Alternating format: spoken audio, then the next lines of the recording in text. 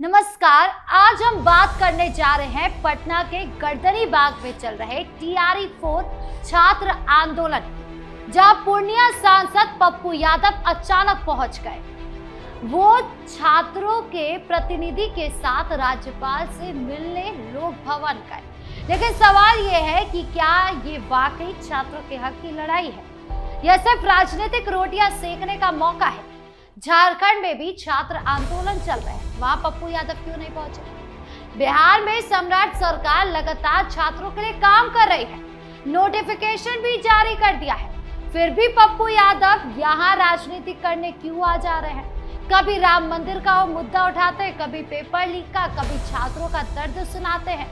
इन सभी सवालों के जवाब हम आपको विस्तार से समझाएंगे हमारे खास शो प्ले एंड पॉज में, जहां मैं राधिका राज आपके लिए वीडियो को प्ले भी करूंगी, सही जगह पर सही बात पकड़ने के लिए पॉज भी करूंगी और पुरानी घटनाओं को रिवाइंड भी करूंगी। तो चलिए बिना किसी देरी के शुरू करते हैं प्ले एंड पॉज। इस पूरे मामले को सही तरीके से समझने के लिए सोशल मीडिया पर वायरल हुए वीडियो और नेताओं के बयान आपको एक एक करके दिखाते हैं, क्योंकि ये दिखाना बहुत जरूरी है। ये क्लिप साफ बताती है कि छात्रों की पीड़ा को कैसे राजनीतिक मुद्दा बनाया जा रहा है।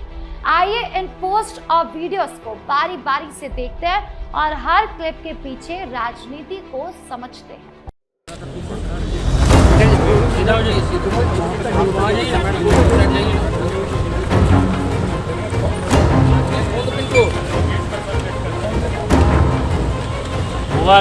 ये पहला वीडियो है जो आप अपनी स्क्रीन पर देख रहे हैं। ये पहली वायरल क्लिप में सांसद पप्पू यादव टीआरई 4 आंदोलनकारी छात्रों के साथ लोक भवन पहुंचते हुए दिखाई दे रहे हैं। वो छात्र प्रतिनिधि मंडल लेकर राज्यपाल लेफ्टिनेंट जनरल सैयद अता हसनैन से मुलाकात कर रहे हैं। वीडियो में पप्पू यादव भावुक अंदाज में बोल रहे हैं कि छात्रों की मांगे जायज है,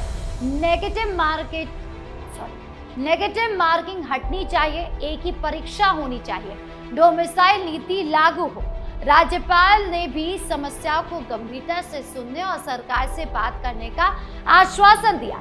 छात्र उनके साथ खड़े, कैमरे घूम रहे हैं, माहौल बहुत भावुक बना हुआ है। लेकिन इस पूरे दृश्य में एक बात साफ झलक रही है कि पप्पू यादव खुद को छात्रों का सबसे बड़ा हमदर्द और मसीहा साबित करने की कोशिश में लगे हुए हैं। वो बार बार दोहरा रहे हैं कि सरकार नहीं सुन रही है, युवा परेशान है, जबकि हकीकत ये है कि बिहार सरकार ने टीआरई 4 का नोटिफिकेशन पहले ही जारी कर दिया है। 32,000 से ज्यादा पदों का विज्ञापन निकल चुका है, आवेदन की प्रक्रिया शुरू होने वाली है, फिर भी पप्पू यादव इस मुद्दे को लेकर राज्यपाल के पास पहुंच गए हैं। क्या ये छात्रों की मदद है या सिर्फ कैमरे के सामने अपनी तस्वीर बनाने का तरीका? अब इसी का सच आपको समझ में आएगा जब आप पप्पू यादव का बयान सुनेंगे। सुनिए ये वीडियो। लेकिन हमारे बच्चों ने स्पष्ट रूप से उनसे आग्रह किया कि लगातार हम लोगों ने कई बार लाठी खाया, कई बार जेल गए हैं और अभी भी बच्चे आंदोलित हैं। 17 दिनों से पटेल जी के नेतृत्व में हमारे पीएचडी होल्डर बच्चे मुद्दों को ले, उन्होंने कहा कि मैं पहले भी वार्ता किया हूं, फिर मैं उन बच्चों को बुला के बात करूंगा। उम्र पर थोड़ा कंट्राडिक्शन है, उम्र के अलावे लगभग बातों को उन्होंने स्वीकार करने की कोशिश की। हम लोगों ने 80-85% मिसाइल की बात की। दूसरी वीडियो में पप्पू यादव मीडिया के सामने बोल रहे हैं। वो कह रहे हैं कि सरकार छात्रों की बात नहीं सुन रही है, मांगे पूरी करो वरना आंदोलन और तेज होगा। वो नेगेटिव मार्किंग हटाने, सिंगल एग्जाम कराने और दूसरे मांगों का समर्थन कर रहे हैं। वीडियो में उनका तेवर आक्रामक है, वो चेतावनी देते नजर आ रहे हैं। लेकिन यहाँ सवाल ये उठता है कि जब बिहार सरकार ने टीआरई 4 का नोटिफिकेशन जारी कर दिया, प्रक्रिया आगे बढ़ रही है, शिक्षा मंत्री साफ कह चुके हैं कि सभी मांगे एक साथ पूरा करना संभव नहीं है, क्योंकि अच्छे शिक्षक चाहिए। तो फिर पप्पू यादव इस मुद्दे को क्यों भड़का रहे हैं? क्या ये सिर्फ विपक्षी राजनीति है? छात्रों की असली समस्या हल करने से ज्यादा खुद को मुद्दे का चेहरा बनाने की कोशिश ये साफ नजर आ रही है, जिससे हम और अच्छे से आपको यहाँ रुक कर समझाएंगे जब हम वीडियो को पॉज करेंगे। बिहार में सम्राट चौधरी की सरकार छात्रों के भविष्य को लेकर ठोस कदम लगातार उठा रही है। टीआरई 4 का नोटिफिकेशन जारी होने के बाद भी छात्र संगठन ने मुख्यमंत्री को पत्र लिखकर सिंगल एग्जाम, नेगेटिव मार्किंग हटाने, डोमिसाइल नीति लागू करने की मांग रखी। सरकार इन मांगों पर विचार कर रही है। इसके अलावा मुख्यमंत्री ने खुद ऐलान किया कि पेपर लीक रोकने और परीक्षा व्यवस्था को पूरी तरह पारदर्शी बनाने के लिए एक विशेष कमेटी बनाई जाएगी। नई टेक्नोलॉजी और एआई का इस्तेमाल कर परीक्षाओं को सुरक्षित बनाने की तैयारी चल रही है।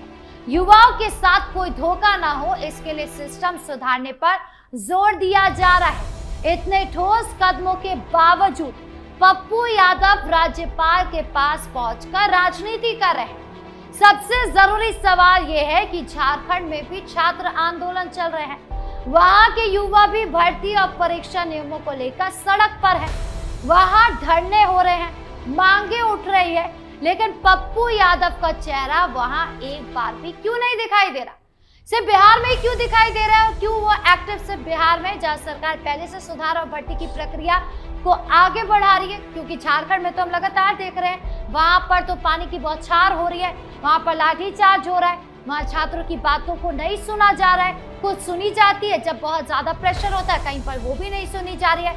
वहां पप्पू यादव क्यों नहीं जाकर तमाशा करते हैं? ये चुनिंदा नजरिया साफ बता रहा है। जहां सियासी लाभ हो वहां पहुंच जाते हैं, जहां कोई फायदा ना हो वहां से गायब हो जाते हैं।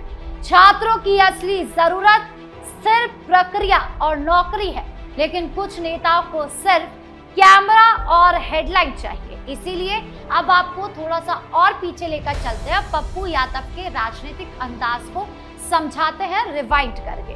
पप्पू यादव लंबे समय से ऐसे मौके का इंतजार करते रहे जहां कोई युवा आंदोलन सुर्खियों में हो, जैसे कोई धरना गर्म होता है वो भावुक अंदाज में पहुंच जाते हैं, चेतावनी देते हैं, मीडिया के सामने खुद को छात्रों का हमदर्द साबित करने की कोशिश करते हैं, लेकिन असली मुद्दों पर स्थायी समाधान की बात कम करते हैं।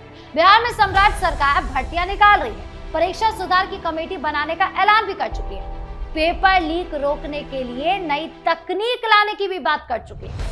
छात्र संगठन मुख्यमंत्री को पत्र लिखकर अपनी मांगे रख चुके हैं और इस पर सुनवाई भी हो रही है।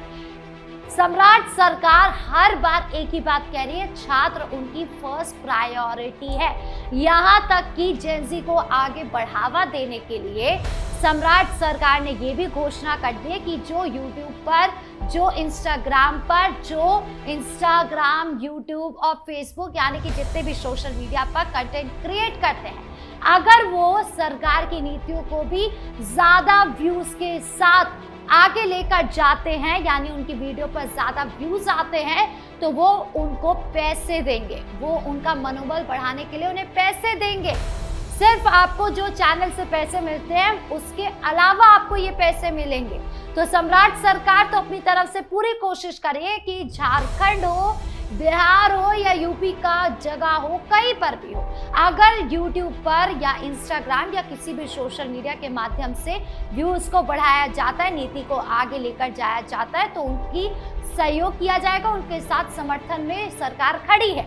लेकिन अगर दूसरी तरफ बात करें पप्पू यादव की, तो उनसे ये सारी घोषणाएं तो बहुत दूर की बात है, कोई समाधान वो देते नहीं है, सिर्फ बड़ी बड़ी बातें करते हैं, खुद चेहरा बनने की कोशिश करते हैं, आगे आ जाते हैं और उसके बाद जब उनसे पूछा जाता है कि अच्छा आप ही समाधान बता दीजिए कि इतना प्रॉब्लम हो रहा है, क्या कर सकते हैं, तब उनके पास कोई समाधान नहीं होता। सिर्फ बिहार में जहां सरकार की उपलब्धियों को चुनौती देकर अपनी उपस्थिति दर्ज कराई जा सकती है, वहां पर पप्पू यादव एक्टिव हो जाते हैं। ये पुराना तरीका है, जहां फायदा दिखे वहां पहुंचो, जहां सियासी लाभ ना हो वहां चुप हो जाओ। छात्रों के भविष्य की चिंता कम, अपनी प्रासंगिकता बनाए रखने की चिंता उन्हें ज्यादा होती है। तो कुल मिलाकर गर्दनी बाग का छात्र आंदोलन जारी है, सरकार नोटिफिकेशन जारी कर चुकी है, भर्ती प्रक्रिया आगे बढ़ रही है, छात्र संगठन मुख्यमंत्री को पत्र लिखकर अपनी मांगे रख चुके हैं, मुख्यमंत्री ने पेपर लीक रोकने और परीक्षा सुधार के लिए कमेटी बनाने का ऐलान किया है।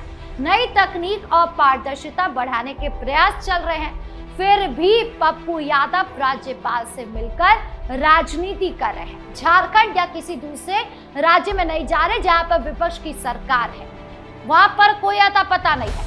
बिहार में जहां सरकार ठोस कदम उठा रही है वहां पर सिर्फ सियासी लाभ लेने की कोशिश कर रहे हैं और इसीलिए अब छात्र भी उनकी ये हरकत को बहुत अच्छी तरीके से समझ रहे हैं। उनको समझ में आ रहा है कि जरूरत के समय में पप्पू यादव गायब हो जाते हैं, लेकिन अभी जब उनको अपना लाभ दिख रहा है तो वो आगे आ जा रहे हैं। वो छात्र आंदोलन का चेहरा बनने की कोशिश कर रहे हैं, लेकिन उनका ये तौर तरीका कितना उनके साथ आगे जाएगा, कितना काम करेगा, ये अभी देखना बाकी है। अंत में युवा खुद फैसला करे कि कौन वाकई उनके भविष्य के लिए काम कर रहा है और कौन सिर्फ मुद्दों का इस्तेमाल कर अपनी दुकान चलाने के लिए आगे मुद्दों को लेकर जा रहा है। आपकी इस पूरे मामले को लेकर क्या राय है, कमेंट बॉक्स में जरूर बताएं। वीडियो को लाइक करें, शेयर करें और चैनल को सब्सक्राइब करना ना भूलें। धन्यवाद।